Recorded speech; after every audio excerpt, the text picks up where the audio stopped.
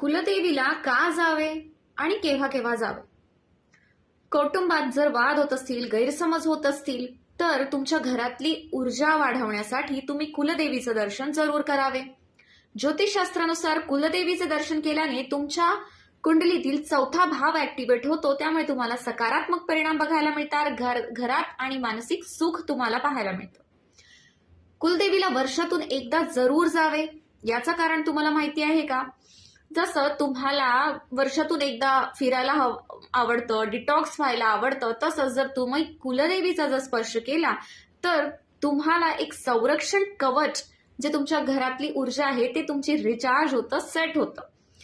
दुसरी म्हणाल तर तुम्ही कधी कधी जायला पाहिजे कुलदेवीला. जर तुमच्याकडे विवाह असेल, नवीन बाळ झालं असेल, तुम्ही नवीन व्यवसाय स्थापन केला असेल किंवा काहीतरी नवीन सुरू करता आहे, तुम्ही वर्षभरातील तुमचं यश, तुमचा संघर्ष, संकटातील जो देवीने तुम्हाला साथ दिलेला आहे त्याची कृतज्ञता व्यक्त करण्यासाठी तुम्ही वर्षभरातून एकदा तरी कुलदेवीला जरूर जावे. शिवाय तुमच्या विवाहात संकट येत असतील किंवा पैशाचा प्रॉब्लेम असेल, काहीतरी कामामध्ये अडथळे निर्माण होत असतील, तर तुम्ही एकदा तरी कुलदेवीला जरूर दर्शन घ्यावे.